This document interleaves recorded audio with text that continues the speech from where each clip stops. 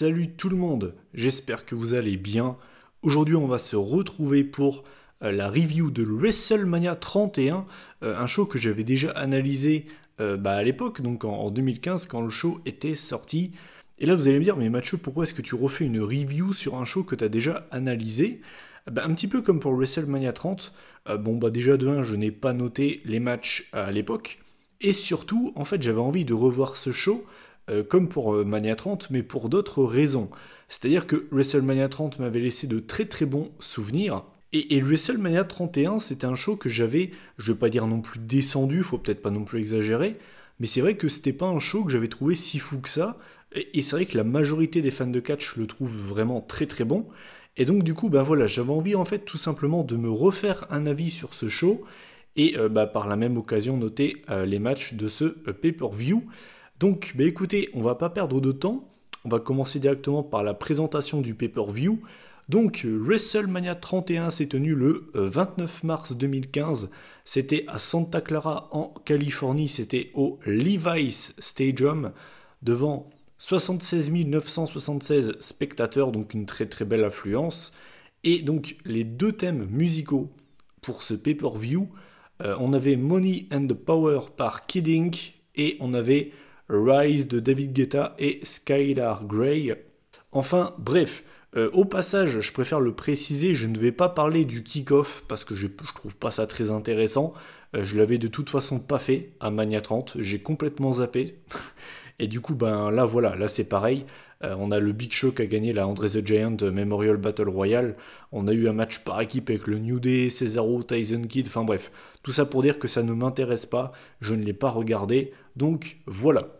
Voilà, donc écoutez, on va pas perdre plus de temps. On va rentrer dans le vif du sujet. Et on va commencer forcément par le commencement. Donc l'opener de ce WrestleMania, c'était un 7-man ladder match pour le titre intercontinental. On avait donc comme participants Daniel Bryan, Bad News Barrett qui était le champion à la base, Stardust, Dean Ambrose, Luke Harper, Dolph Ziggler et R-Truth. Match qui a duré un peu moins de 14 minutes, donc c'est une durée plutôt correcte pour ce match. Ladder match pour lancer WrestleMania, je trouve que c'est une très très bonne idée. Je trouve que c'est vraiment très bien en fait. Je pense qu'on devrait limite commencer WrestleMania chaque année sur ce genre de match tout simplement. Ça a été un petit peu un substitut des MITB qu'on avait à l'époque. L'année d'après, donc pour le 32, c'est pareil, on a eu un ladder match pour le titre IC. Mais en fait, je trouve qu'ils devraient limite faire ça chaque année parce que ça chauffe le public en fait. Et c'est toujours un bon match. Donc j'espère qu'ils font ça chaque année, qu'ils vont prendre cette résolution entre guillemets.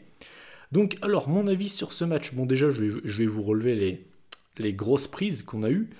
On a notamment eu une superplex de la part de Bad News Barrett sur Stardust du haut d'une échelle. On a eu un diving elbow de la part de Dean Ambrose sur tous les participants à l'extérieur du ring, du haut d'une échelle bien sûr. On a eu le move du match, c'était la powerbomb de Luke Harper sur Dean Ambrose. En fait, ils étaient dans le ring, donc powerbomb à l'extérieur, à travers une échelle, ce qui aura valu au passage une vraie blessure pour Ambrose, si je me souviens bien, j'ai pas envie de dire de conneries. Sinon, on a eu beaucoup de finishers, voilà comme d'habitude, on a eu du bull hammer, on a eu une série de bull hammer, on en a eu 3 ou 4 d'affilée, on a eu du super kick, on a eu du zigzag également de la part de Ziggler sur Luke Harper du haut d'une échelle. On a eu le running high knee de la part de Daniel Bryan. Donc voilà, c'était vraiment un très bon match pour chauffer le public. Et puis je vais revenir à la fin, tout simplement. Donc en fait, à la fin, il restait Daniel Bryan et Dolph Ziggler en haut de l'échelle. Et j'ai bien aimé. Honnêtement, j'ai trouvé que c'était vraiment une très très belle finale entre les deux. Ils se sont échangés beaucoup de coups d'avant-bras dans la gueule. Ils se sont également échangés des coups de boule. Ça, c'était super stylé. Finalement, c'est Bryan qui a la tête la plus dure, et donc c'est Ziggler qui tombe. Et donc Daniel Bryan décroche le titre. Donc voilà, nouveau champion intercontinental, le Yes Man Daniel Bryan. On commence ce WrestleMania comme on l'a fini l'année d'avant. Le public était forcément très très content. J'ai trouvé ce match vraiment très cool. Honnêtement, c'est pour moi le meilleur match de ce WrestleMania. C'était vraiment très cool. Voilà, je pense que tu peux pas faire mieux en fait pour démarrer un Mania. Tu chauffes le public directement avec un match à 2000 à l'heure et tu peux pas t'ennuyer en fait, tout simplement. Donc victoire donc de Daniel Bryan, j'ai mis 8,5 sur 10. Et j'ai juste noté que c'est vraiment dommage que derrière Bryan s'est blessé, puisque ben, c'est un petit peu le renouveau, je trouve, pour les deux titres mineurs de la WWE, avec la victoire plus tard de Cena et Daniel Bryan. Vous imaginez, sans déconner, ça aurait vraiment eu de la gueule, ça aurait vraiment eu de la gueule, le règne de Daniel Bryan, et j'aurais vraiment été curieux de voir ce que ça aurait donné. Je pense qu'il aurait été champion quand même un bon moment, je pense, et il nous aurait offert bah, des très très bons matchs en fait. Donc c'est vraiment dommage, mais c'était vraiment un très très bon match pour lancer ce pay-per-view. Du coup, j'ai mis la note de 8,5 sur 10. Ensuite, on enchaîne avec bah, le deuxième match de ce WrestleMania. C'était un match 1v1, pas de titre en jeu, pas de stipulation. On avait donc la vipère Randy Orton, enfin pardon, le Apex Predator, contre Seth Rollins, accompagné par la J&J Security. Ça me fait plaisir de revoir cette époque, hein, Seth Rollins en heel, un petit peu en mode Edge, ou un petit peu en mode Jinder Mahal. Enfin, c'est ce que j'ai mis sur Twitter, en fait. Pour moi, Seth Rollins et la J&J Security, c'est la version up, tu vois, la version améliorée des Singh Brothers et Jinder Mahal. Enfin, pardon, vraiment améliorée. Hein. Bref, donc match qui a duré 13 minutes, donc bah, c'est cool, j'ai rien à dire par rapport à ça. Mon avis en fait par rapport à ce match, qu'est-ce qui s'est passé? J'ai noté qu'on a Orton qui s'est relevé du curb stomp, on a Rollins qui s'est relevé du RKO. J'ai noté que la J&J Security a pas spécialement été très très présente dans ce match. Et c'est ça en fait qui a été cool, c'est que les seules fois où en fait ils ont été présents, Orton les a calmés, mais en fait ça a rajouté du dynamisme au match et ça a vraiment rajouté, ça a été un petit plus en fait. Il y a en fait Orton qui les a chopés la première fois en leur portant un double DDT à l'extérieur du ring. Et en fait, la deuxième fois, il les a littéralement défoncés avec un RKO pour tous les deux. C'était vraiment très cool en fait. J'ai également noté qu'on a Orton qui a porté un crossbody. Alors quand il était au début de sa carrière, c'était pas spécialement impressionnant. Mais Orton en 2015, qui sort un crossbody, c'est quand même pas tous les jours qu'il le fait, on va pas se mentir. On a également eu un moonsault de Rollins sur Orton à l'extérieur du ring. Donc honnêtement, c'était vraiment un match plaisant entre les deux. Et puis bah, bien évidemment, on va revenir à la fin du match. C'est un petit peu le moment qu'on retient de ce match. Puisqu'en fait, à la fin du match, on a Rollins qui prend son élan pour porter le curb stomp sur Randy Orton. Et bah, on a tout simplement Orton qui le contre avec un RKO. Là, pour le coup, vraiment sorti de nulle part. Et en plus de ça, vraiment magnifique. Et moi, ce qui m'impressionne en fait en voyant cette prise, c'est la hauteur à laquelle Rollins s'envole sans déconner. J'ai l'impression que le mec a sauté sur un trampoline sans déconner, c'est impressionnant. Donc forcément, magnifique finish. Vraiment sorti de nulle part, le public était choqué. C'était énorme en fait, tout simplement. Pour moi, c'est le plus beau RKO de Randy Orton dans sa carrière. Il en a fait des très beaux, également par exemple contre Evan Bourne à Raw, je m'en souviens. Mais vraiment, pour moi, c'est le plus beau qu'il a fait. Mais en fait, au-delà de ça, bon, c'est un très bon match. Enfin, c'est vraiment un bon match. Et en fait, malheureusement, on retient que la fin, mais il n'y a pas que la fin qui est cool dans ce match. Le match en lui-même est vraiment très très cool. Et je vous invite à aller le revoir si vous ne l'avez pas vu. Et je me suis fait cette réflexion, mais c'est sûrement le meilleur match de Randy Orton lors des 5 dernières années. Je pense qu'il faut remonter à ces matchs avec Christian en 2011. Bah, pour revoir un match d'Orton de cette qualité.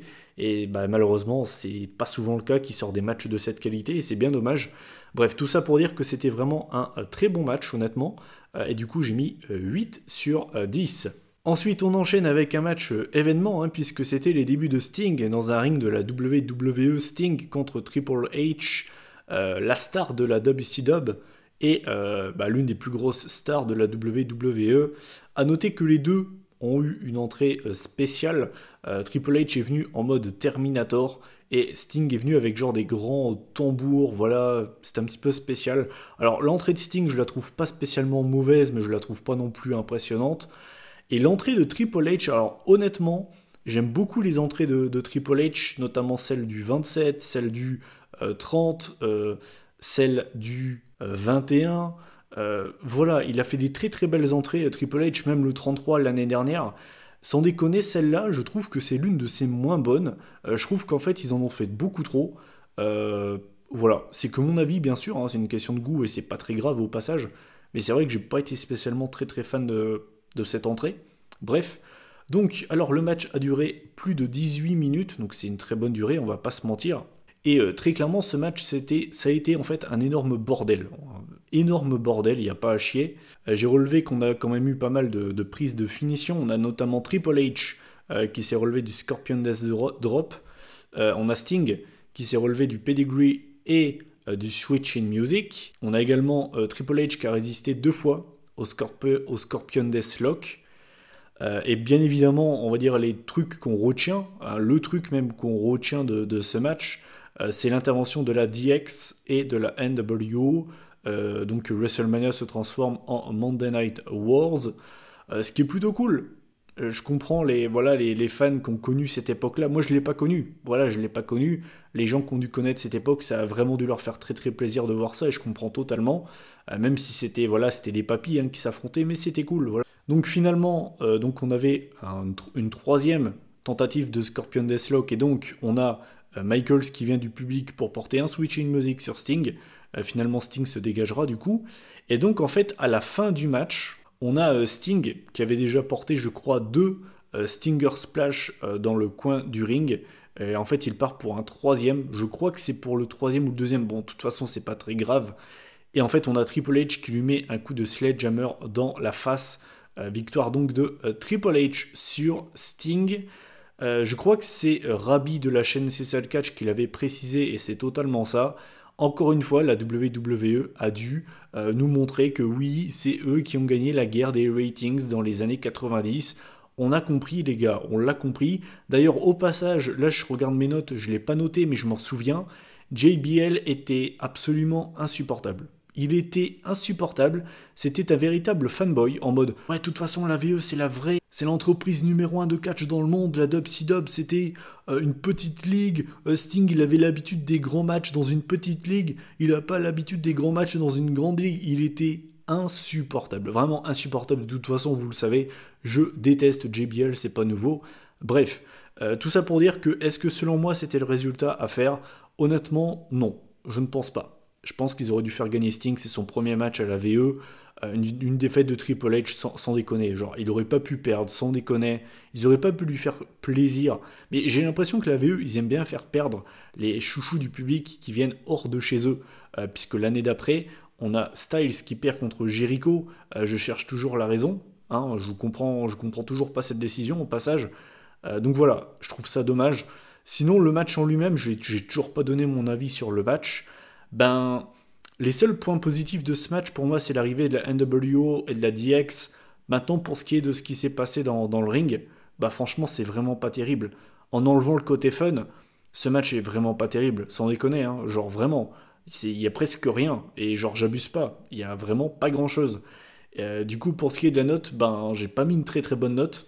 J'ai mis 5,5 sur 10, il y en a peut-être qui vont me trouver sévère, mais je suis désolé, mais j'ai vraiment pas trouvé ce match terrible.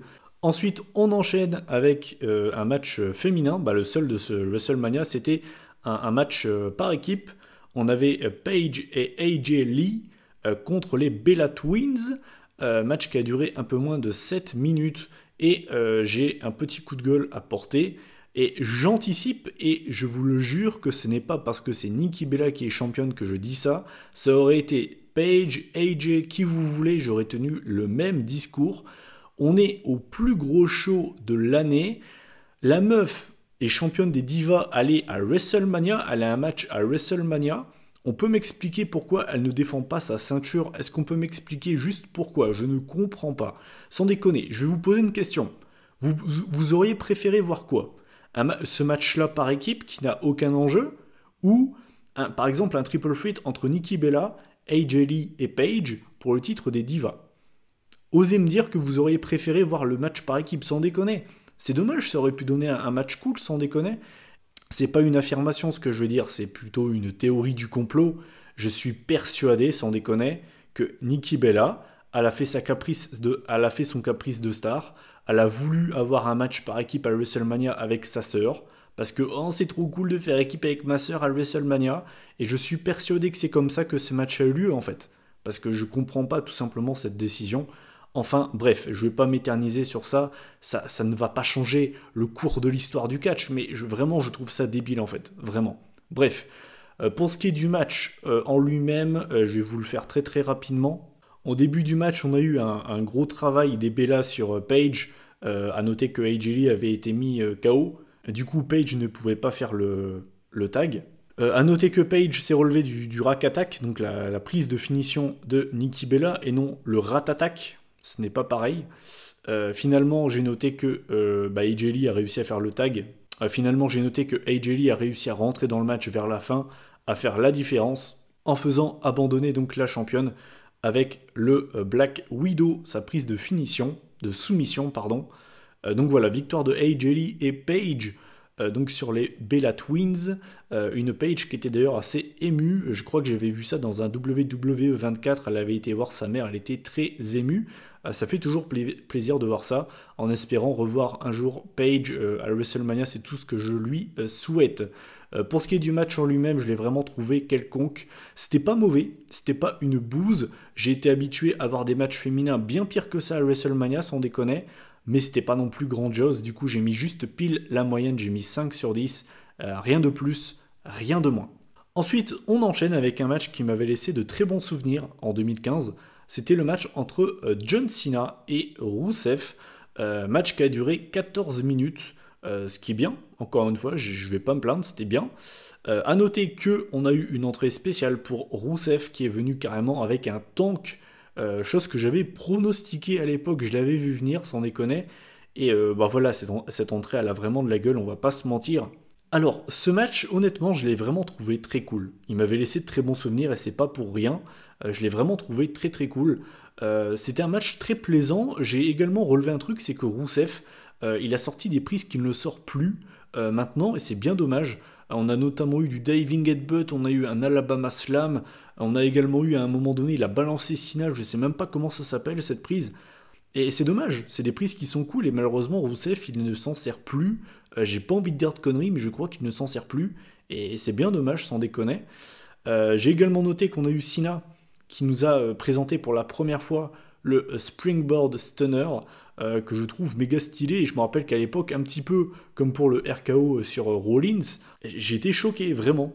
Personne ne l'avait vu venir, c'était vraiment what the fuck. D'ailleurs il ne s'en est servi qu'en 2015 de cette prise. Et je ne comprends pas pourquoi d'ailleurs, c'est un petit peu bizarre. J'ai également noté donc que Cena a résisté à l'accolade. On a Rusev qui a résisté au STFU. Je crois également qu'il s'est relevé d'un attitude adjustment. Je suis pas sûr, j'ai pas envie de dire de conneries. Finalement, je vais revenir à la fin du match. Donc en fait, on a Lana qui est montée sur l'éperon du ring pour distraire Cena. On a Rusev en fait qui prend de l'élan pour foncer sur Cena, mais Cena en fait l'esquive et du coup il fonce sur sa bien-aimée Lana et donc du coup il est surpris et derrière il se fait surprendre avec un deuxième attitude adjustment pour la victoire de John Cena qui devient donc le nouveau champion US. On se souvient de toute façon de ce très très bon règne de John Cena. C'est sûrement la meilleure chose qu'il a fait de ces dernières années. C'était vraiment un très très bon règne. Il nous a offert des très bons matchs à Raw et c'était vraiment très bon, il n'y a pas à chier. Donc voilà, nouveau champion US John Cena qui bat l'imbattable Rusev. À l'époque, Rusev est encore invaincu dans le main roster. Là aussi, est-ce que c'était la bonne chose à faire? Je suis pas sûr. Alors d'un côté c'est cool, on a eu un très bon règne de la part de Cena, mais de l'autre, imaginez une victoire de Rusev sur Cena à WrestleMania, ça aurait consolidé sa série d'invincibilité. Et ça aurait été quand même très stylé pour lui. Mais tout ça pour dire que c'était vraiment un bon match entre les deux. C'est l'un des meilleurs matchs de ce show. Du coup, j'ai mis un solide 8 sur 10. Ensuite, très rapidement, je vais pas m'éterniser là-dessus parce que c'est pas un match. On a eu un segment avec notamment Triple H et Stephanie McMahon qui sont venus. En fait, tout simplement déjà de 1 pour annoncer l'affluence de ce WrestleMania. Et ensuite, ils nous ont dit que tout simplement... l'évolution de WrestleMania. Au premier WrestleMania, il y avait genre 20 000 spectateurs. À celui-ci, il y en a plus de 3 fois plus. C'est impressionnant. Et en fait, tout ça pour dire qu'en gros, ce n'est pas grâce à nous, c'est grâce à eux, blablabla. Tout ça, donc, mène à l'arrivée du Rock, blablabla. En gros, Stéphanie nous dit que sans les McMahon, il n'y aurait pas de Rock. Et il n'y aurait pas les fans de la WWE, blablabla. Elle commence à lui mettre une claque. Et elle lui dit, qu'est-ce que tu vas faire? Tu vas frapper une femme Rock, hein? C'est ça, t'as perdu tes couilles? Et finalement, le Rock donc se barre, hein, il ne frappe pas une femme, mais il va chercher Ronda Rousey, qui était dans le public finalement. Donc Ronda Rousey balance Triple H et ensuite elle est à deux doigts de péter le bras de Stephanie McMahon. If you smell la la la, what the Rock is cooking, blablabla. Voilà, fin du segment, les deux se barrent. Segment beaucoup trop long.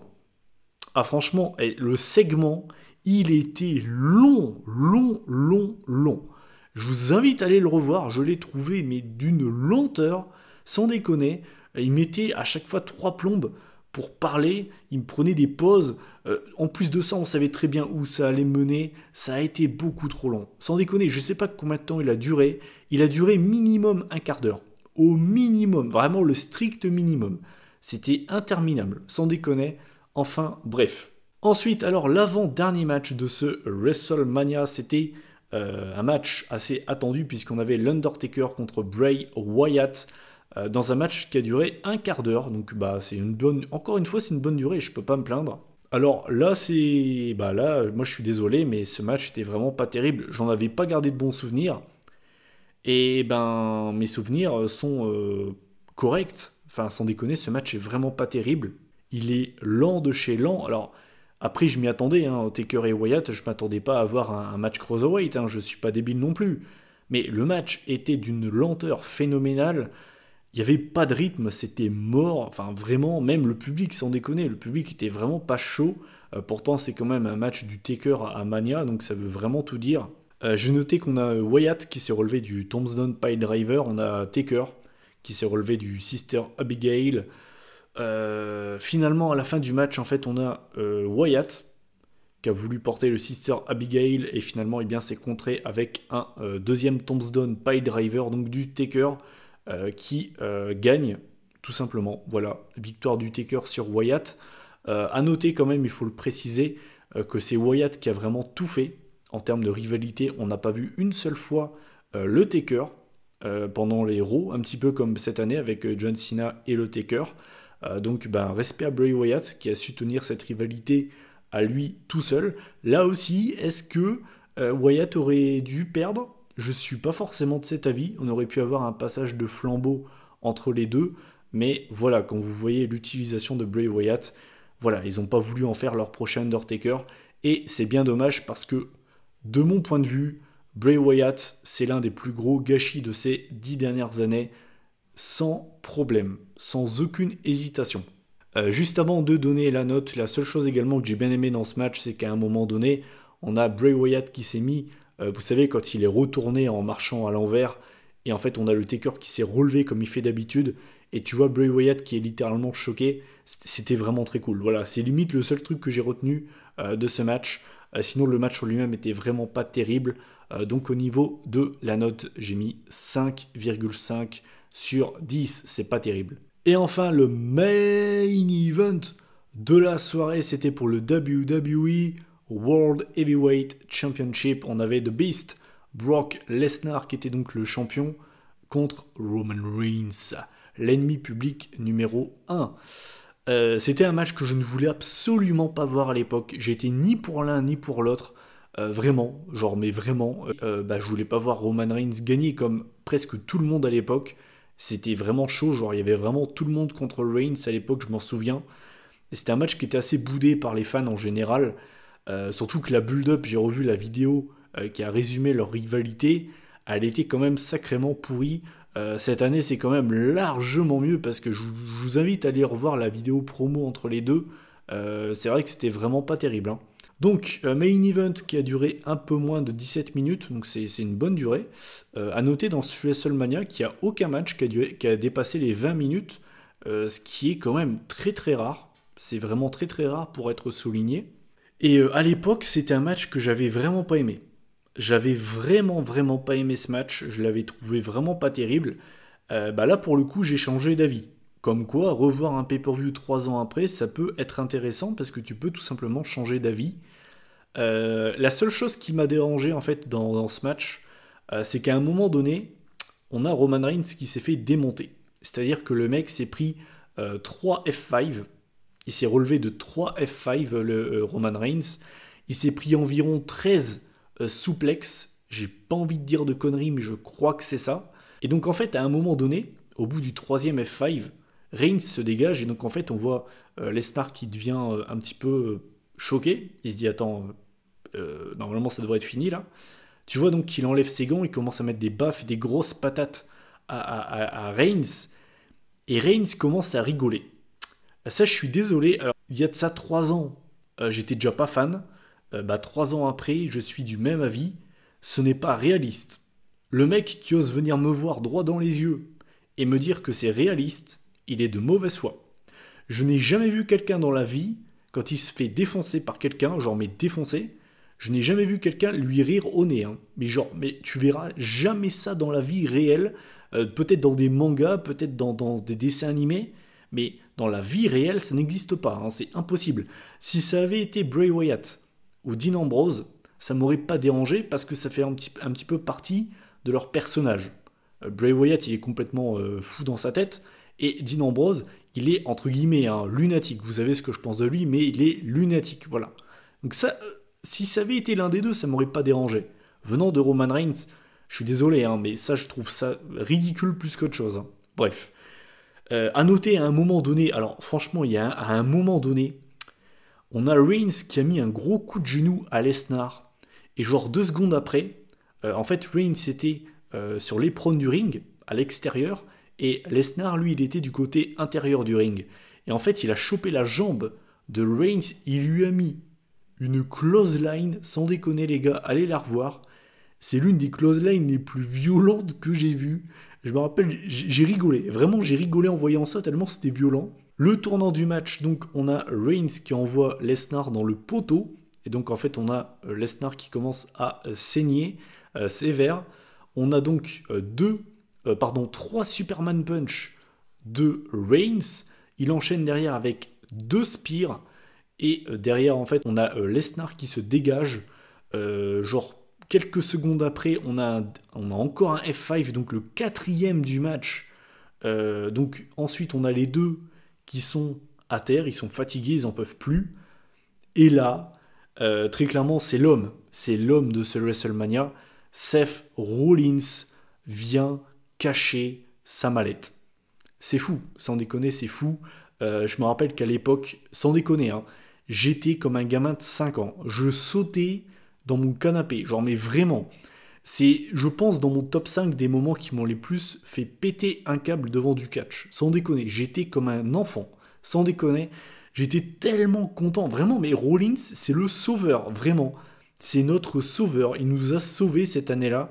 Seth Rollins qui vient cacher sa mallette, c'était fou. Finalement, donc à la fin, on a un curb stomp. Il va sur Lesnar. Il va enchaîner avec un deuxième.